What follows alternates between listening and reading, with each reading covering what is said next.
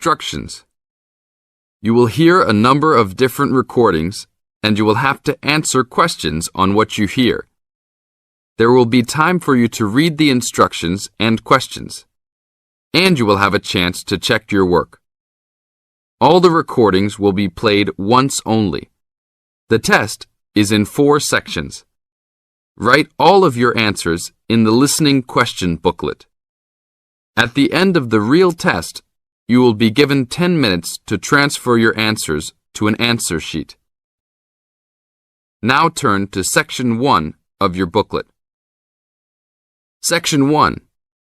Listen to the telephone conversation between a student and the owner of a paragliding school and answer the questions 1 to 7. Now you have some time to read questions 1 to 7.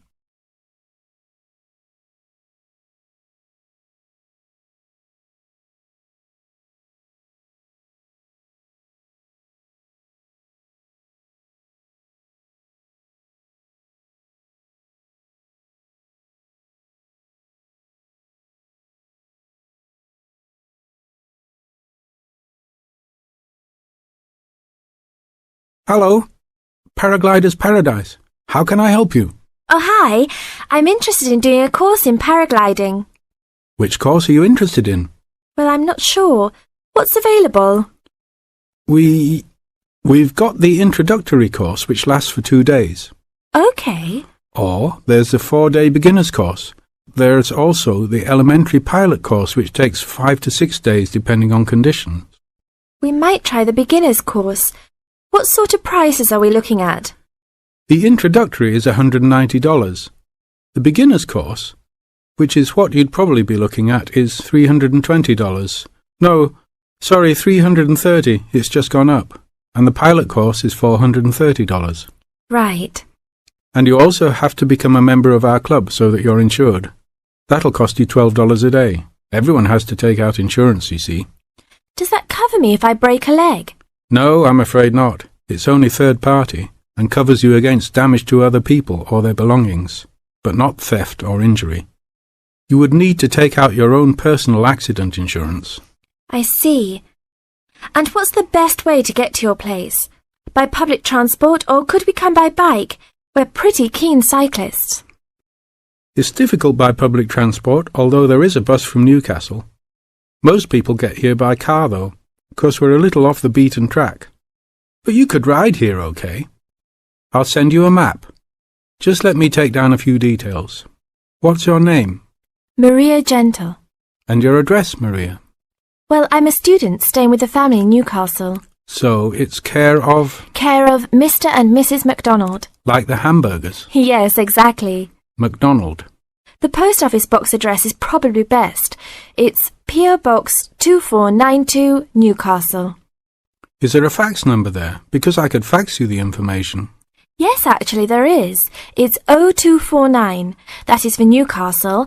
And then 760412. Okay.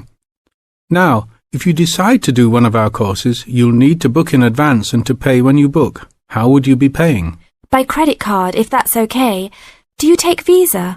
Yes, fine. We take all major cards, including Visa, Master and American Express. Okay then.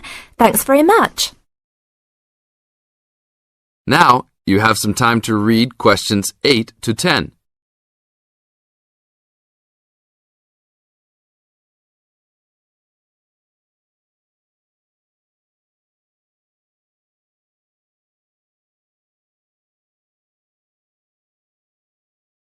As the conversation continues, answer questions 8 to 10. Hi, Pauline. Hi, Maria. What's that you're reading? Just some information from a paragliding school. It looks really good fun. Do you fancy a go at paragliding? Sure. Do you have to buy lots of equipment and stuff? Not really. The school provides the equipment, but we'd have to take a few things along. Such as? Well, it says here, clothes wear stout boots, so no sneakers or sandals, I suppose. And clothes suitable for an active day in the hills, preferably a long-sleeve t-shirt. That's probably in case you land in the stinging nettles. It also says we should bring a packed lunch, We do not recommend soft drinks or flasks of coffee. Water is really the best thing to drink. We'd also need to bring suntan lotion and something to protect your head from the sun. Okay, that sounds reasonable. And where would we stay?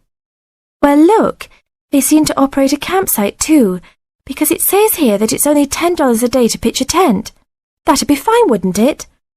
And that way we'd save quite a bit because even a cheap hotel would cost money. Or perhaps we could stay in a bed and breakfast nearby. It gives a couple of names here we could ring. I think I might prefer that. Hotels and youth hostels would all be miles away from the farm, and I don't fancy a caravan. No, I agree. But let's take a tent and pray for good weather. Okay, let's do it. What about next weekend? No, I can't. I'm going on a geography field trip. And then it's the weekend before exams, and I really need to study. Okay then, let's make it the one after the exams. Fine. We'll need a break by then. Can you ring and... This is the end of Section 1. You now have half a minute to check your answers.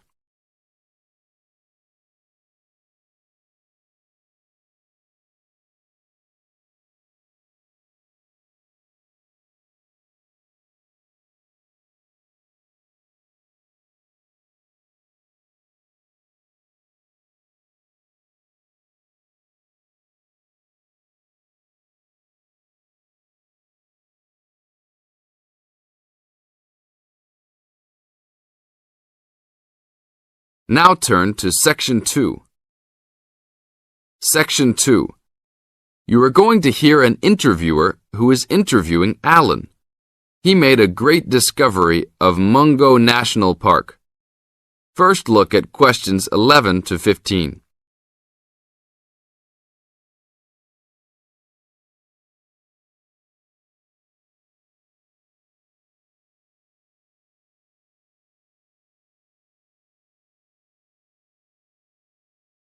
As you listen to the first part of the interview, answer questions 11 to 15. An event occurred in 1996 over a period of 3 days that attracted considerable attention at the time and led to a new find in Mungo National Park, which is the focal point of the Willandra Lakes World Heritage Area in New South Wales, Australia. I talked to Alan Moore, the organizer of this trip, about his experience. Alan, what was the purpose of your trip? Well, as you know, I love the outback and lead tours of people wanting to go into more remote parts of the country. However, I thought it was time for me too to have a holiday. So I packed up my family and we went to Mungo National Park. Why did you choose this location? It holds a record of Aboriginal life stretching back over 40,000 years. And of course, I wanted my young kids to be amazed by the main feature of the park, the remarkable Walls of China, as they're called, where wind and water erosion have exposed this long history. I see. What was the weather like? It was unusual for that time of year. The rain was just one continual downpour after another. We were always soaked to the skin. So we decided to cut our holiday short and only stayed 3 days in the end. However, it was eventful. The obvious problem was to get back to the nearest town, a small place called Burunga. But the dirt roads out there are always impassable after rain, so we settled down for a long, wet wait in the park. We didn't really mind because the scenery was so interesting. However, the kids wandered away without our noticing, and eventually we realized they must be lost. So we used our two-way radio to contact the park rangers and the police, and a helicopter was sent. Luckily, the kids were found within a few hours, but they'd made an important discovery. Now look at questions 16 to 20.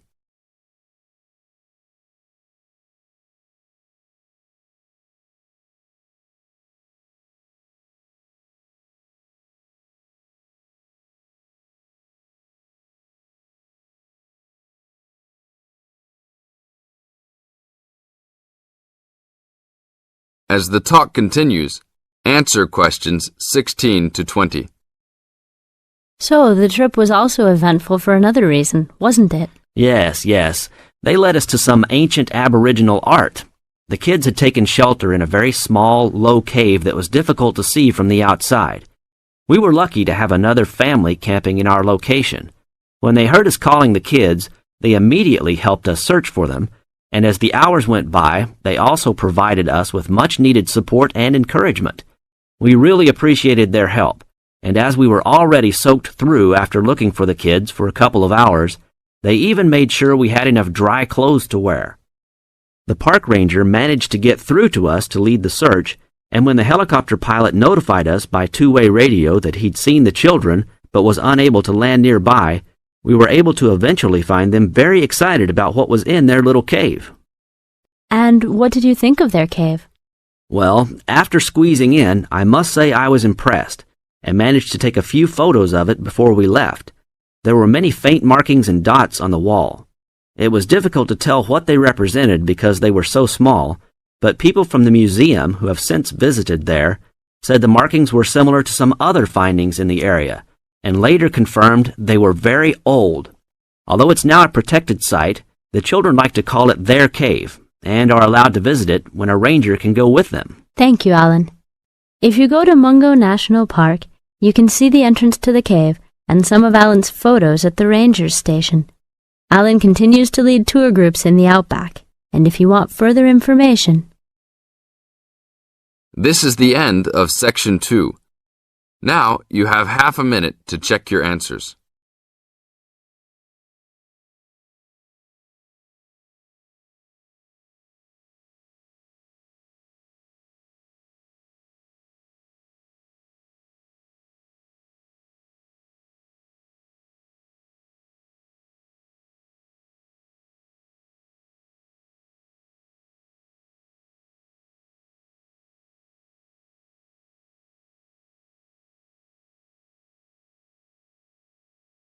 Section 3.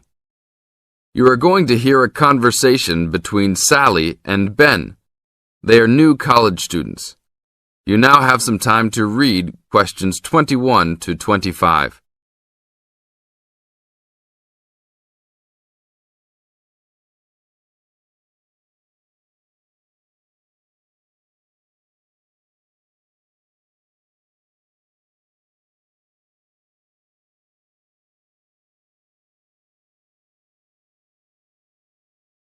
Now, listen to the first part of the conversation and answer questions 21 to 25. Hi, Ben. Sally. How are you? Fine. I wondered if I'd run into you. When did you get here? I only arrived last night, just in time. I prefer to travel on Sundays to miss the working rush. I suppose you arrived in plenty of time. Oh, I've been here for 4 days now, so it must have been Thursday that I arrived. I like to have a good chance to look around and settle in. I should have come earlier too. I'm hoping to get a part-time job. Well, you've no time today, I suppose. Do you still plan to be an architect? Yes, it's what I've always wanted to do.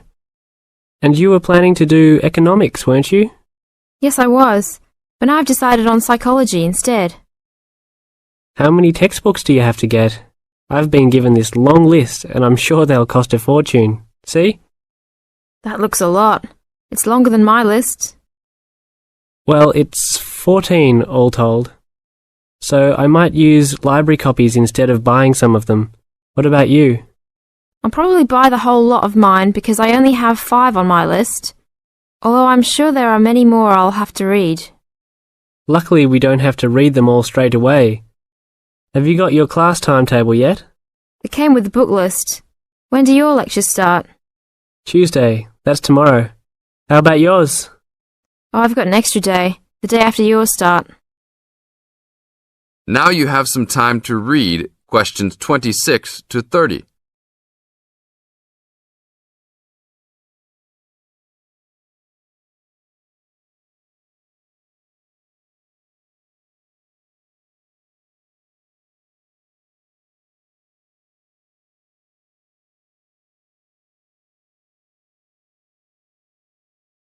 As the conversation continues, they are talking about their new college life. Listen carefully and answer questions 26 to 30. It's nothing like school, is it? Not so far, and the lectures will certainly be different. Do you have any special approach for keeping up with lectures and the amount we have to read? Well, I usually try to read every word in a book, in case I miss something important. So I suppose I'll try to write down every word of the lecture if I can. Oh, I couldn't do that. I'd get cramp in my fingers, and I wouldn't really hear what was being said. I usually skim a book when I read, and underline key parts, so I guess I'll try to make notes on the main points of the lecture. Have you thought of using a cassette recorder? You mean to record the lecture? Yep. Then you could make really good notes. Is it allowed? I think so. It must be. Plenty of people seem to do it. It has to be better than trying to write every word as you listen. Anyway, what's your first lecture about? Oh, it's on the Industrial Revolution. The Industrial Revolution? Sounds boring to me. Not really. It made a big difference to everything, including architecture eventually. So what's your first lecture about? It's about what separates humans from other animals. Okay. Look, I was on my way to the library to check out some of these books on my list. I have a tutorial paper to give in a couple of weeks. Oh, what's the topic? Well, I think our lecturer must have trouble thinking up topics. The topic is, why study architecture? I don't know. It could give you a chance to set out what you want to do. I guess so. Have you been given any tutorials to do yet? Yes. Mine is called Needs for Sleep. Sounds almost as interesting as mine. This is the end of Section 3. You now have half a minute to check your answers.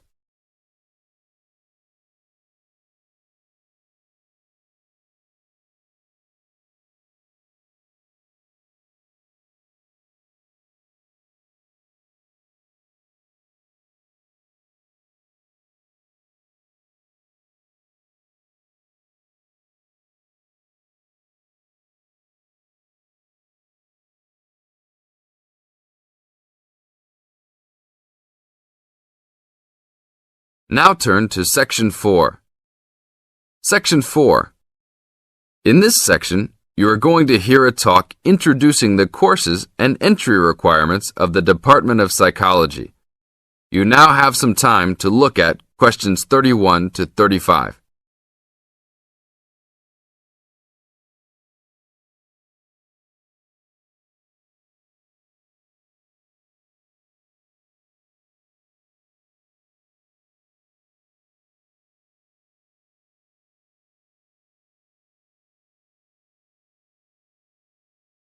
Now listen to the first part of the talk and answer questions 31 to 35. Good morning and welcome to the Department of Psychology's Information Day for new and intending students. I'm the head of the department and today we plan to give you a clear idea of the main courses we offer, their entry requirements, duration, and the types of jobs you might obtain after gaining these qualifications. During the course of the day, I hope you will take the opportunity to talk to staff and attend information sessions for particular courses that may interest you.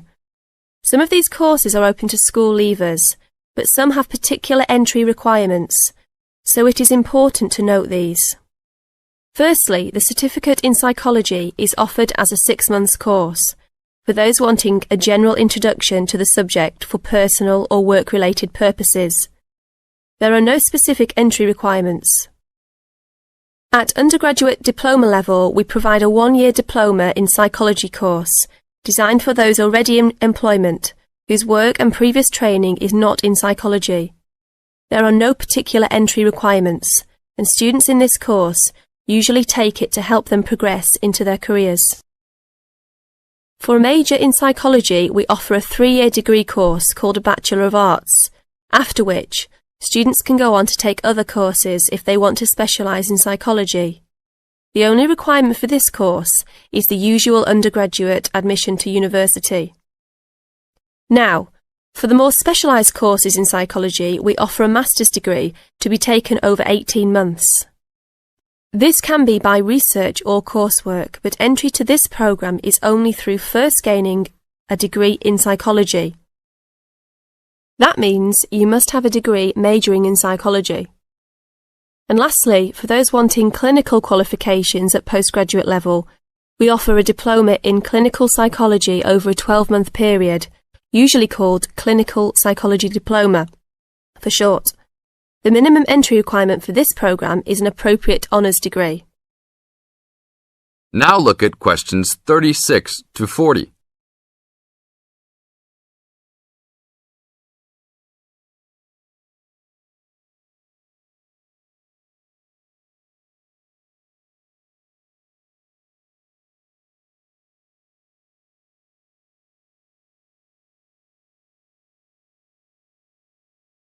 Listen carefully and answer questions 36 to 40. Now, it's also important that you have some understanding of the types of work these courses can prepare you for, and it's useful to know the relationship between the work you might do after you complete the course and the work of others who have studied different courses in psychology. As I said before, the certificate in psychology is for personal interest or possibly for work-related purposes, but doesn't qualify you in any particular way. Our students in this course can range from women who have stopped work to care for their children, and the children have now commenced school, to the support staff in a specialised publishing company. They really vary a lot. The undergraduate diploma usually attracts people working in offices such as banks or in some government departments. If you gain a degree with a major in psychology, again, you are not professionally trained, but this could enable you to undertake further training to obtain professional qualifications, or it might just be part of a first degree that will help you to get a good job that doesn't require particular specialisation at that stage. After completing a master's degree, you would expect to have some specialisation, perhaps in research or on a particular aspect of psychology, such as child development. For those who also have a clinical diploma, there are a wide range of jobs available. Some focus on helping people with personal adjustment or family problems.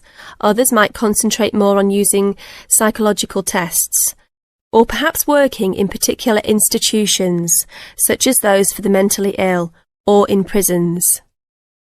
There are many other job opportunities, so if you are interested to discuss possibilities with any of the staff today. This is the end of Section 4. You now have half a minute to check your answers.